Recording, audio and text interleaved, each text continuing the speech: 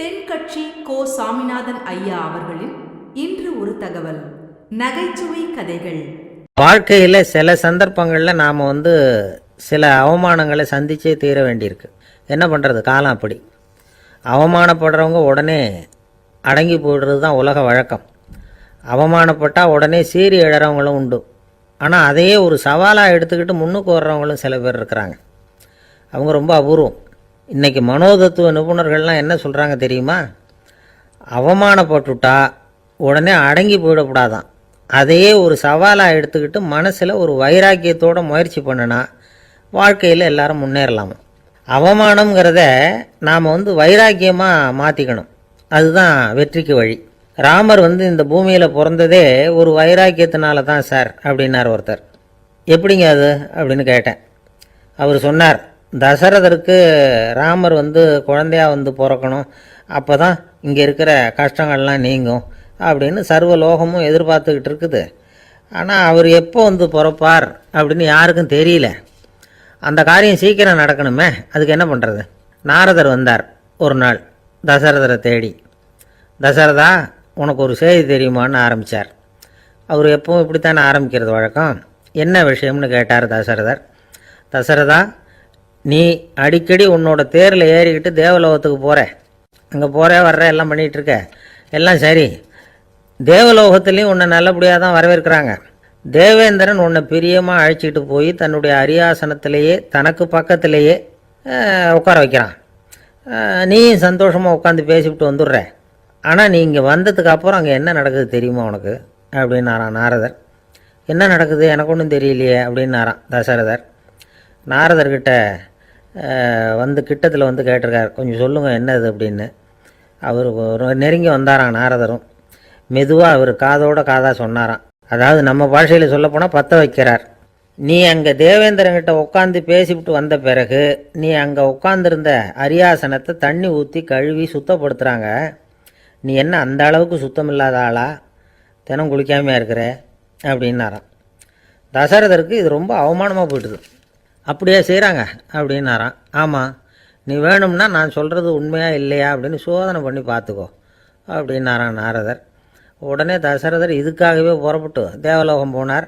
அங்கே வழக்கம் போலவே இவரை கூப்பிட்டு உட்கார வச்சு பேசிக்கிட்டு இருந்தான் தேவேந்திரன். கொஞ்ச நேரம் பேசிக்கிட்டு இருந்துட்டு சரி நான் கிளம்புறேன்னு புறப்பட்டார்.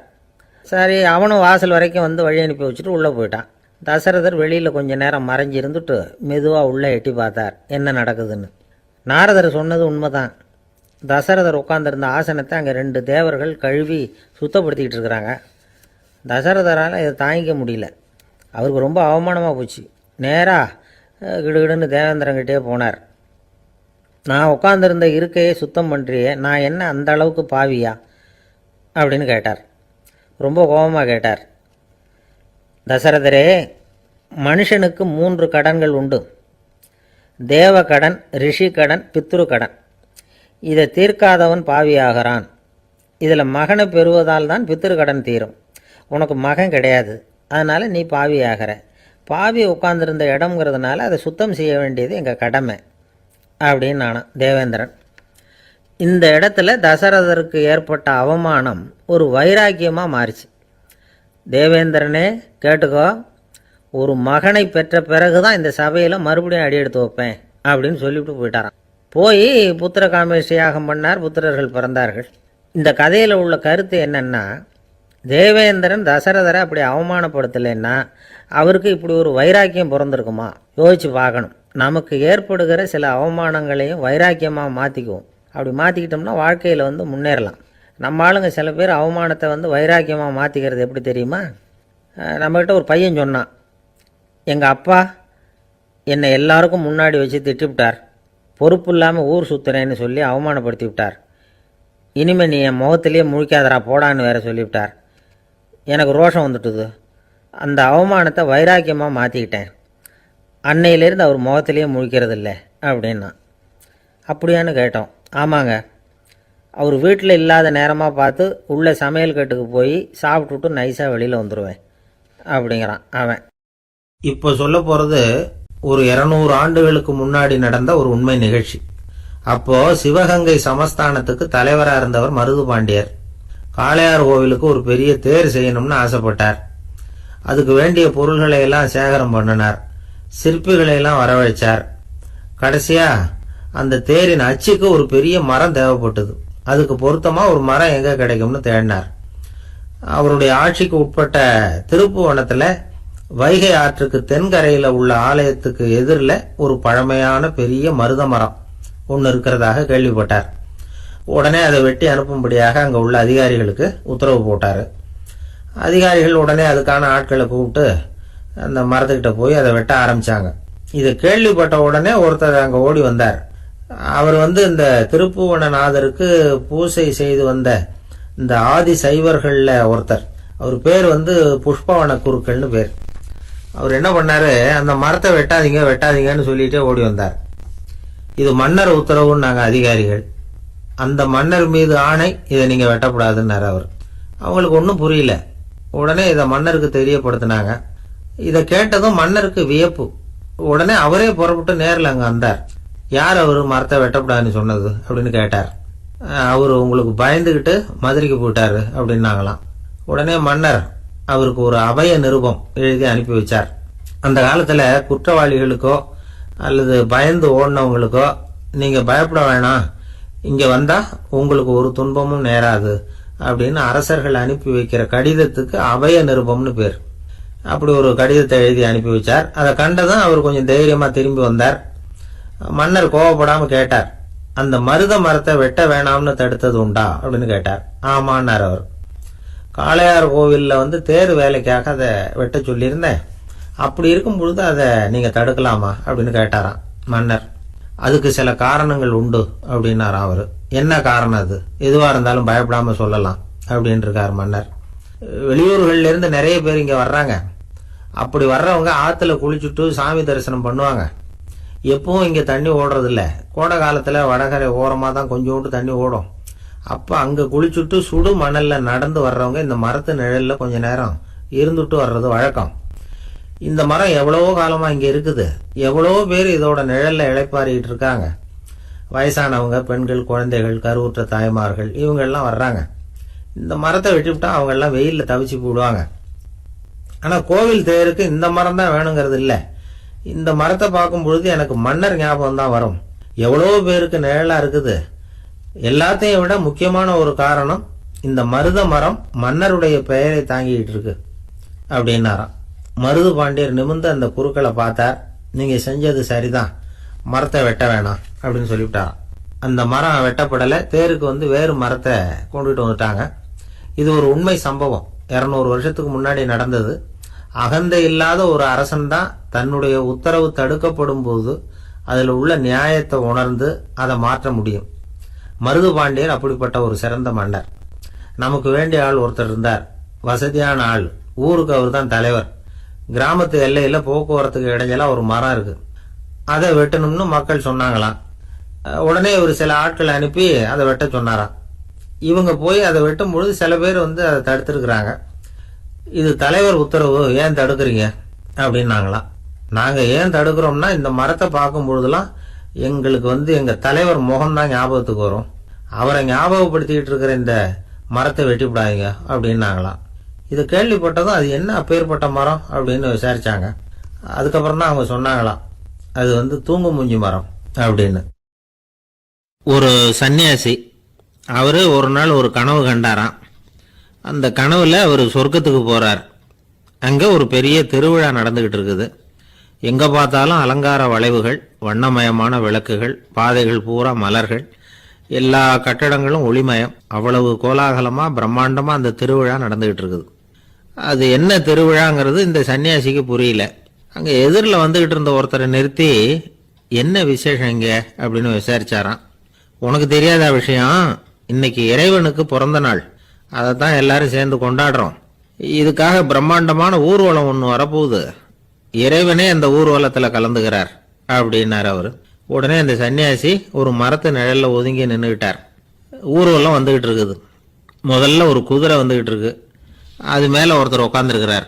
அவருக்கு பின்னாடி நிறைய பேர் கூட்டமா வந்துகிட்டு இருக்கிறாங்க. இவ்வளவு கூட்டம் இவர் பின்னாடி வருதே, யார் இவரு அப்படின்னு கேட்டார். ஒரு மதத்தின் பெயரை சொல்லி இவர் அந்த மதத்தின் தலைவர், அவரை பின்பற்றுகிற மக்கள் கூட்டம் பின்னாடி வந்துகிட்டு இருக்குது அப்படின்னு விவரம் சொல்லியிருக்கிறாங்க. இவங்களுக்கு அடுத்தபடியா இன்னொரு குதிரையில் ஒருத்தர் வந்துகிட்டு இருக்கிறார்.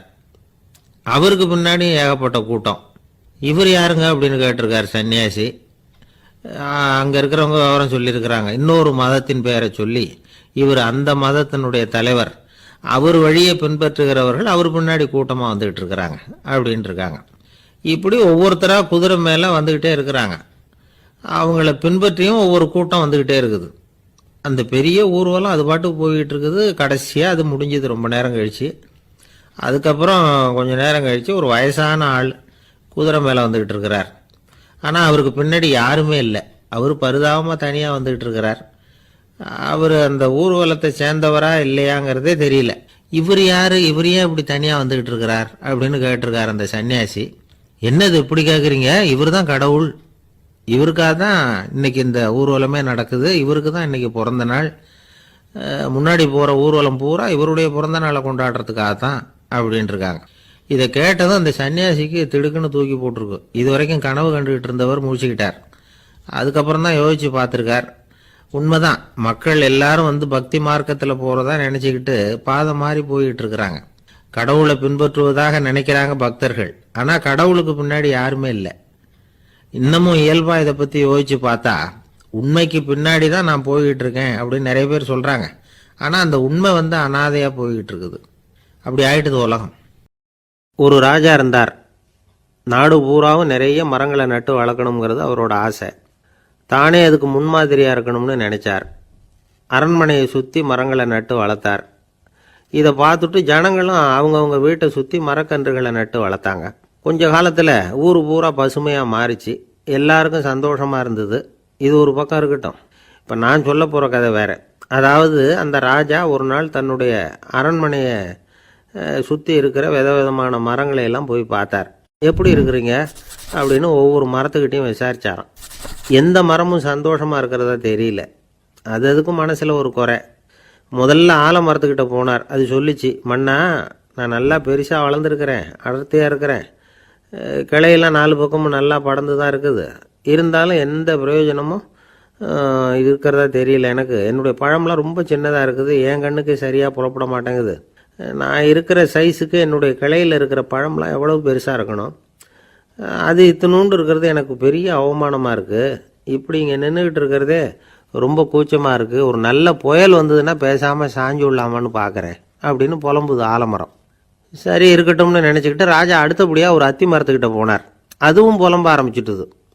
நான் கூட பெரிய மரம் தான், இல்லை இலையெல்லாம் அழகாக தான் இருக்குது, பழம் அழகாக இருக்குது, இருந்தாலும் உள்ள விஷயம் இல்லையே, அத்தி பழத்தை புட்டு பார்த்தா அத்தனையும் சொத்தை அப்படின்னு பழமொழியே உண்டாயிட்டுதே.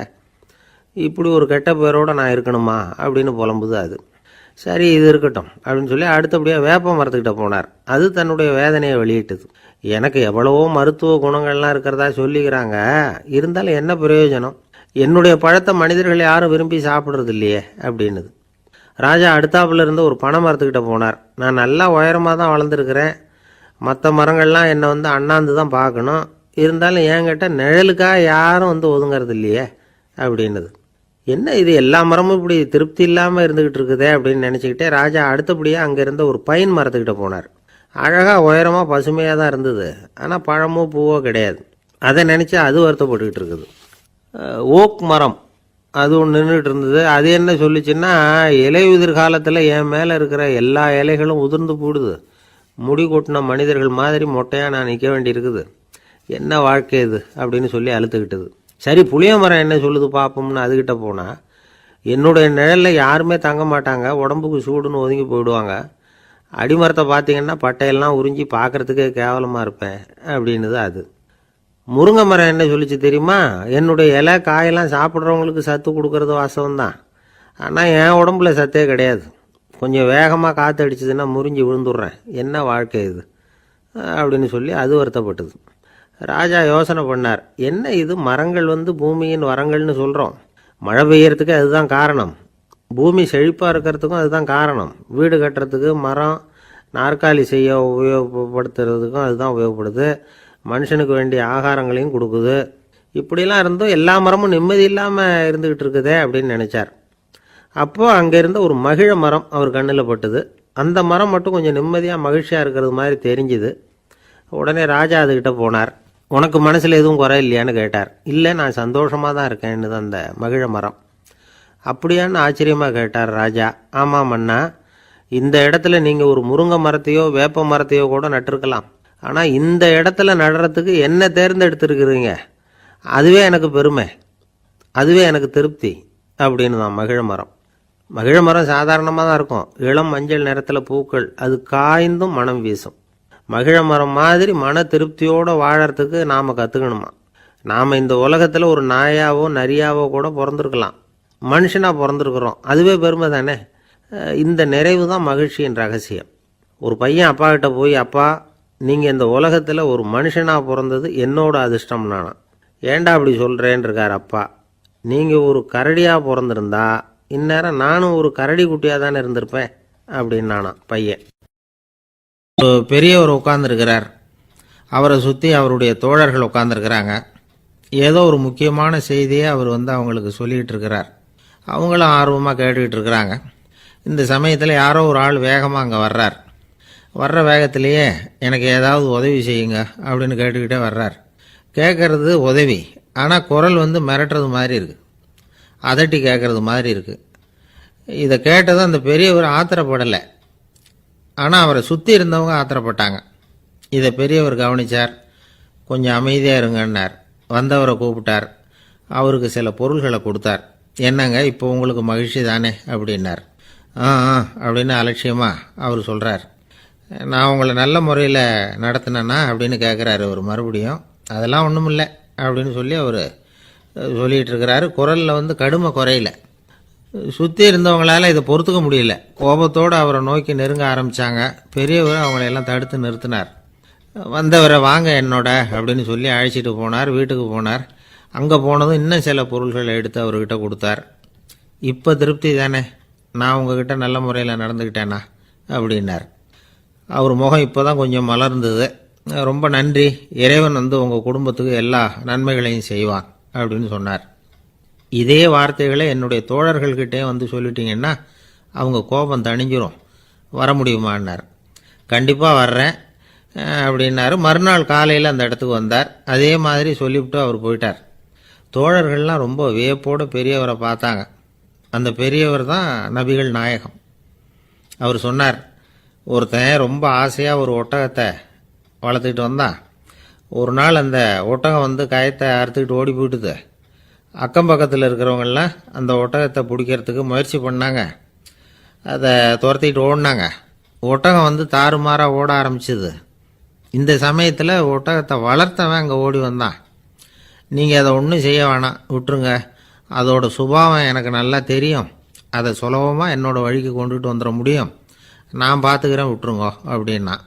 எல்லாரும் விலகி போயிட்டாங்க. இவன் என்ன செஞ்சான் தெரியுமா? கொஞ்சம் புல்லை கையில் எடுத்துக்கிட்டு அந்த ஒட்டகத்தை நெருங்கினான். அவ்வளவுதான். அது ஓடி இவன் காலடியில் உட்காந்துக்கிட்டது. செல்லமாக அதை அப்படியே தடவி கொடுத்தான். முதுகில் ஏறி உட்காந்துக்கிட்டான். அது பாட்டுக்கு சாதுவாக நடந்து போகுது. இந்த கதையை நபிகள் நாயகம் தம்முடைய தோழர்களுக்கு சொல்கிறார். ஒட்டகத்தை மட்டும் இல்லை, சில மனிதர்களையும் கூட சில விதத்தில் அணுகி தான் அவர்களை சீர்திருத்த வேண்டியிருக்குது அப்படிங்கிறத அவங்களுக்கு உணர்த்தினார். இது ஒரு அழகான உளவியல் அணுகுமுறை. சில குடும்ப தலைவர்கள் கூட இந்த ஒட்டகம் மாதிரி நடந்துக்கிறது உண்டு, அப்புறம் அடங்கி போகிறதும் உண்டு. ஒரு குடும்ப தலைவர் காலையில் எழுந்திரிச்சதுலேருந்து சத்தம் போட்டு கத்திக்கிட்டு இருப்பார். பக்கத்தில் இருந்தவங்கெல்லாம் ஓடி போய் சமாதானம் பண்ணி பார்த்தாங்க. அவர் ஓயறது மாதிரி தெரியல. கடைசியில் அவர் மனைவி வந்தாங்க. நீங்கள் எல்லாம் விலகி போயிடுங்க, அவர் சுபாவம் எனக்கு தெரியும், நான் பார்த்துக்கிறேன் அப்படின்னாங்க. சரின்னு எல்லாரும் போயிட்டாங்க. சாயந்தரமாக பார்க்குறாங்க, அவர் சத்தம் இல்லாமல் ஒரு மூலையில் உட்காந்துருக்கிறார். ரொம்ப சாதுவா. ஆச்சரியமாக இருந்தது. என்னம்மா பண்ணீங்கன்னு கேட்டாங்க. அது ஒன்றும் இல்லைங்க, ஒரு வேளை சாப்பாட்டை நிறுத்தினேன், பட்னி போட்டேன், அவ்வளவுதான் அப்படின்னாங்க அந்த அம்மா. கங்கை கரை தோட்டம் பக்கத்தில் ஒரு ஆசிரமம். அங்கே ஒரு பெரியவர் தங்கியிருக்கிறார். அவர் தான் ராமகிருஷ்ண பரமஹம்சர். அந்த ஆசிரமம் இருந்த இடம் கரக்பூர். வங்காளத்தில் பொதுவாக எல்லாரும் மீன் சாப்பிட்றது உண்டு. கங்கையில் குளிச்சுட்டு கையில் ஒரு மீனோடு வர்றது வழக்கம். இவர் இருக்கிற இடத்துக்கு கங்கையில் படகு வழியாக வரணும். அப்படி தான் எல்லோரும் வருவாங்க. வர்றவங்கள ஒன்று கூட்டி ஆன்மீக விஷயங்களை பற்றி பேசிக்கிட்டு இருப்பார். ஒவ்வொரு நாள் ஒவ்வொருத்தர் நகரத்துக்கு போகணும், வரும்பொழுது மீன் கொண்டுக்கிட்டு வரணும். அதுக்கு ஒரு அட்டவணையே உண்டு ஆசிரமத்தில். அது பிரகாரம் ஒரு நாள் சுவாமி யோகானந்தர் படகில் போனார். படகை செலுத்தினவங்க ராமகிருஷ்ணரையும் சுவாமி யோகானந்தரையும் மற்றவங்களையும் பித்தர்கள் அப்படின்னு சொல்லி ஏளனமாக பேசினாங்க. அவங்க என்ன பைத்தியம் பிடிச்சவங்க அப்படிங்கிறது மாதிரி. சுவாமி யோகானந்தருக்கு ரொம்ப மென்மையான இதயம். இவங்க இப்படி கண்ணாபின்னான்னு பேசுகிறத பார்த்தா மீனை வாங்கிட்டு திரும்புகிறப்போ என்ன நடக்குமோ அப்படிங்கிற பயம் வேறு வந்துட்டுது அவருக்கு. அவ்வளவு மென்மையானவர். இதை தெரிஞ்சுக்கிட்ட ராமகிருஷ்ணர், யோகானந்தா இங்கே வா அப்படின்னு கூப்பிட்டார். இவர் கண்ணீரை தொடச்சிக்கிட்டே கிட்ட போனார். சொன்னார், ஐயா, படகு ஓட்டுறவங்க உங்களை பற்றி மோசமாக பேசுகிறாங்க. என்ன திட்டினா பரவாயில்ல, ஆனால் உங்களை அவங்க திட்டுறாங்க, அதை என்னால் தாங்கிக்க முடியல அப்படின்னார். இதை கேட்டதும் ராமகிருஷ்ணருக்கு கோபம் வந்துட்டு தான். என்னது, உன்னுடைய குருவை பற்றி அவங்க மோசமாக பேசும்பொழுது நீ சும்மா இருந்தியா? வெளியில் போ அப்படின்னு விட்டார். குரு நிந்தனை செய்கிறப்போ அதை கேட்டுக்கிட்டு சும்மா இருக்கலாமா? குரு நிந்தனையை கேட்டால் பாவம் இல்லையா?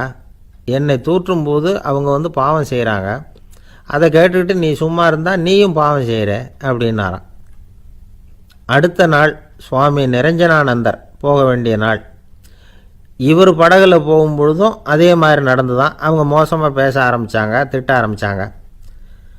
அப்படி கேலி பண்ண ஒருத்தனை இவர் என்ன பண்ணார், பலார்னு கன்னத்தில் அரைஞ்சிட்டார்.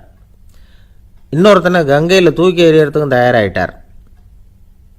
அதுக்கப்புறம் அவங்க யாரும் வாயை திறக்கலை.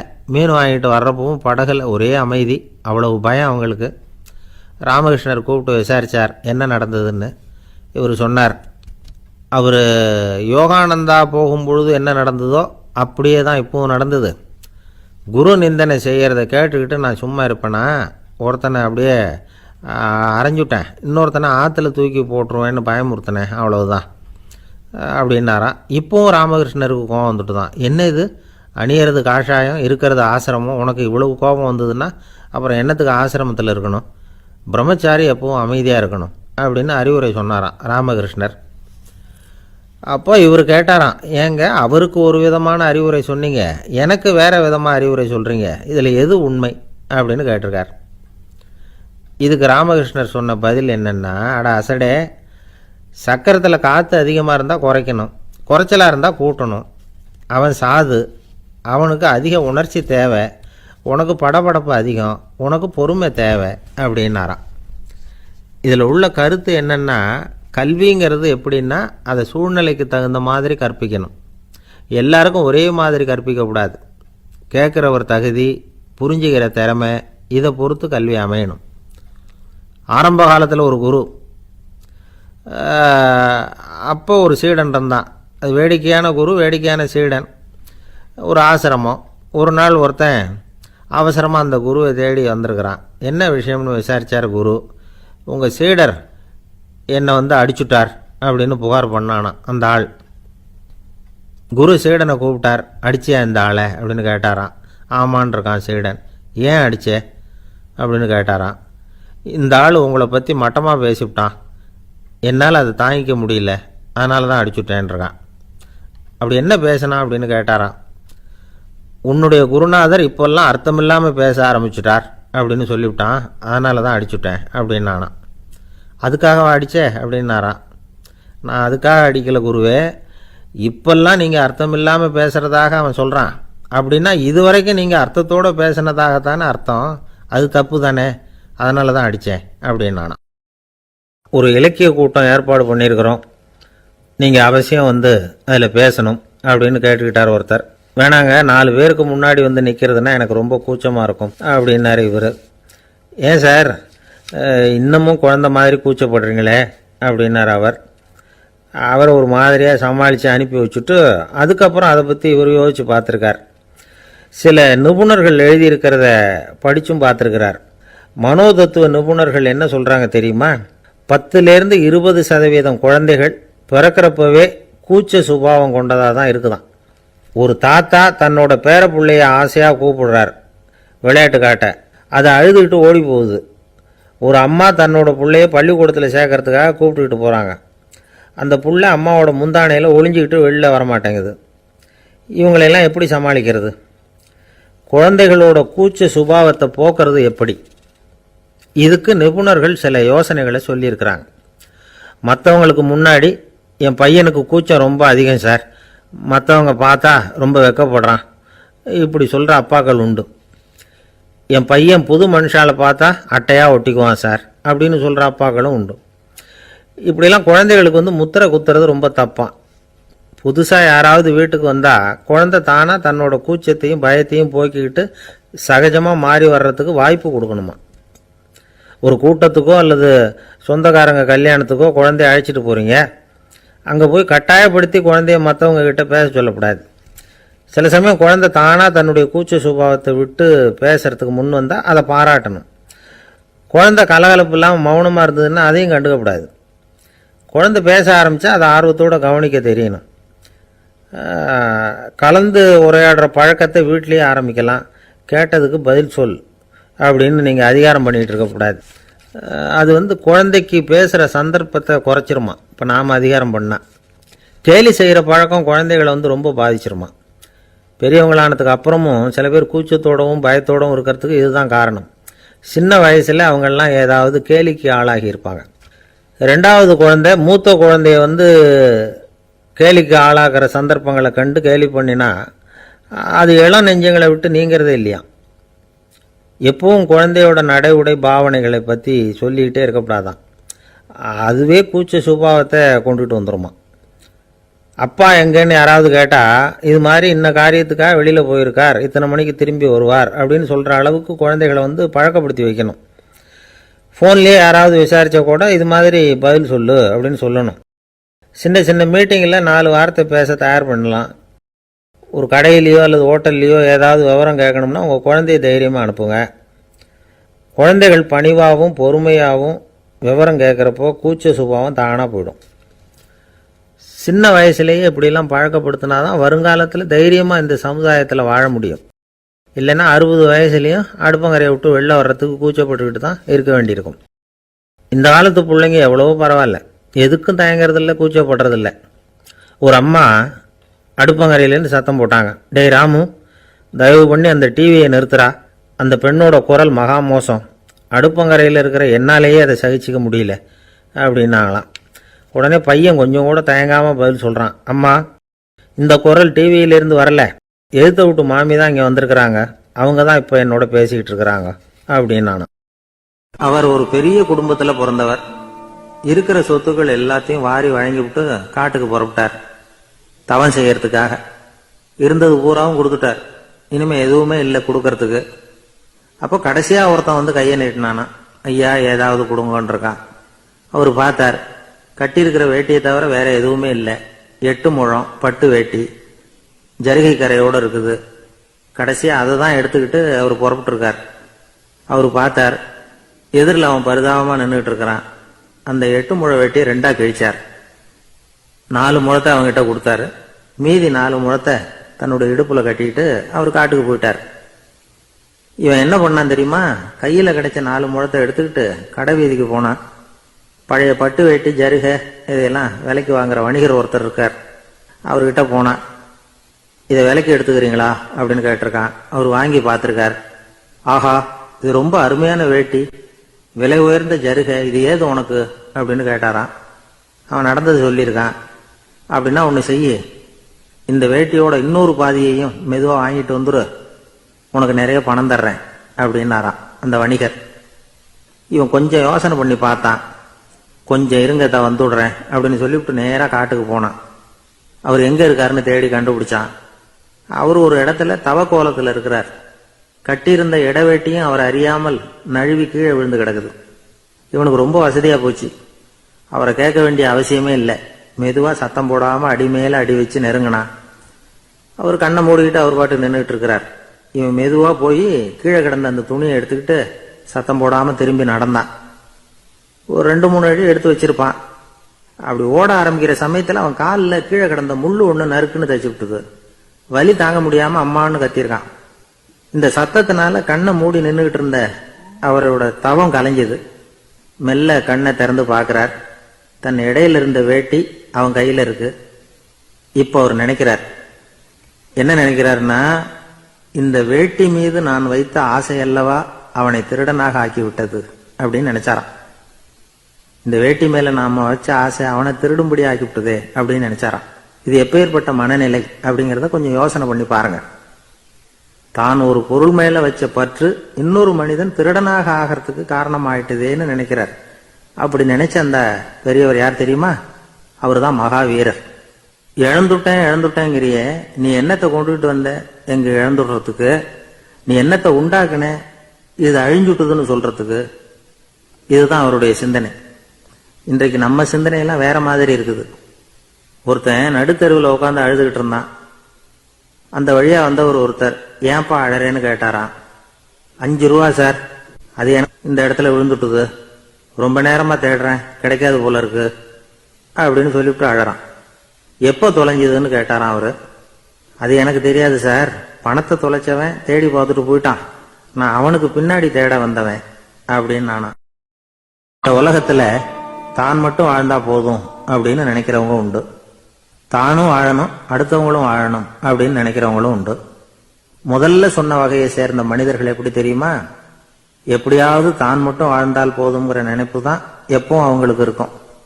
தங்களுடைய வளர்ச்சிக்கு எது தடையா இருந்தாலும் சரி, யார் தடையா இருந்தாலும் சரி, அதை அழிச்சுட்டு தான் மறுவேலை பார்ப்பாங்க.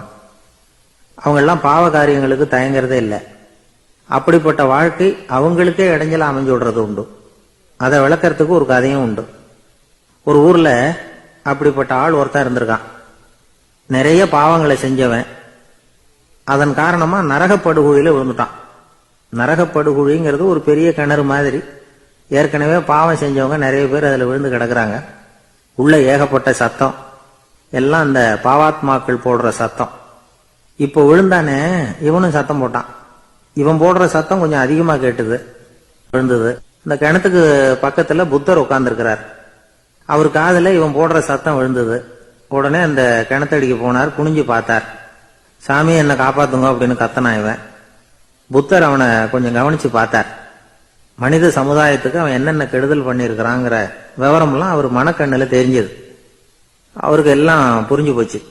இருந்தாலும் அவனை காப்பாத்துறதுக்கு ஏதாவது வழி உண்டா அப்படின்னு யோசிச்சார். அவன் தன்னுடைய வாழ்நாள்ல ஏதாவது நல்லது செஞ்சிருக்கானா அப்படின்னு பார்த்தார். ஒரே ஒரு சமயம் அவன் தன்னுடைய காலடியில மிதிபட இருந்த சிலந்தியை மிதிக்காமல் தாண்டி போயிருக்கிறான். இந்த ஒரு காரியத்துக்காக அவனை கரையேற்ற முடியுமா அப்படின்னு நினைச்சார். அவ்வளவுதான். உடனே அவர் கையில ஒரு சிலந்தி வந்து உட்கார்ந்துதான். அதுகிட்ட இருந்து நூல் இழை வெளிவர ஆரம்பிச்சது. அந்த நூல் இழை கிணற்று ஆழம் வரைக்கும் அப்படியே நீண்டுகிட்டே போச்சான். புத்தர் பார்த்தார். இந்த நூலை பிடிச்சுக்கிட்டு மேலே ஏறி வா அப்படின்னார். என்னங்க சொல்றீங்க, இந்த சிலந்தி நூல் என்ன தாங்குமான்னு கத்தினான். எல்லாம் தாங்கும், அதை பிடிச்சுக்கிட்டு ஏறி வா அப்படின்னார். சந்தேகத்தோடவே அவன் அந்த நூல் இழைய பிடிச்சி இழுத்து பார்த்தான். ரொம்ப வலுவா இருந்தது. அவனுக்கு ஆச்சரியம்.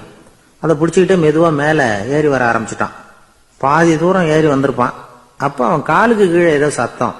என்னன்னு குனிஞ்சு பார்க்கறான். கீழே கிடந்தவங்க சில பேரும் அந்த நூலை பிடிச்சி மேல வந்துகிட்டு இருக்கிறாங்க. இவனுக்கு கோபம் வந்துட்டுது. தன்னுடைய இடுப்புல வச்சிருந்த கத்தியை எடுத்து தன்னுடைய காலுக்கு கீழே நூல் இழையை அப்படியே வெட்டி விட்டுட்டான். இனிமே நாம மட்டும்தான் மேலே ஏறி வந்துடணும் அப்படின்னு நினைச்சுக்கிட்டான். ஆனா நடந்தது என்ன தெரியுமா? மொத்த நூல் இழையும் அப்படியே அருந்து கீழே விழுந்துட்டுது. அவனும் பொத்துன்னு கீழே விழுந்துட்டான். மறுபடியும் கத்த ஆரம்பிச்சுட்டான். ஏற்கனவே அவன் செஞ்சிருந்த ஒரு சிறு கருணை அந்த நூல் இழைக்கு உறுதியை கொடுத்தது. இப்போ அவன் செஞ்ச பாவம் அந்த நூல் இழைய வலுவிழக்க செஞ்சுட்டுது. அடுத்தவங்களும் வாழணுங்கிற எண்ணம் அவனுக்கு இருந்திருந்தா இப்ப அவனும் கரையேறி வந்திருப்பான், மற்றவங்களும் சௌக்கியமா வந்து சேர்ந்திருப்பாங்க. அதனால நாமும் வாழணும், அடுத்தவங்களும் வாழணும் அப்படின்னு நினைக்கிறவன் வாழ்க்கையில சீக்கிரம் முன்னுக்கு வந்துருவான். ஒருத்தன் ஒரு டாக்டர் கிட்ட போனான், மருந்து வாங்கினான். வாங்கி கொண்டாந்து பேசாம வச்சுட்டான், சாப்பிடல. அப்புறம் எதுக்காகப்பா போய் அவர்கிட்ட மருந்து வாங்கினேன் அப்படின்னு கேட்டாங்க. டாக்டர் வாழணும் இல்லையா, அதனாலதான் அப்படின்னா. அவர் கொடுத்த மருந்தை நீ ஏன் சாப்பிடல அப்புறம் அப்படின்னு கேட்டாங்க. நான் வாழணும் இல்லையா, அதுக்காக தான் அப்படின்னா. இன்று ஒரு தகவல். நகைச்சுவை கதைகளை கேட்டு ரசித்தமைக்கு நன்றி.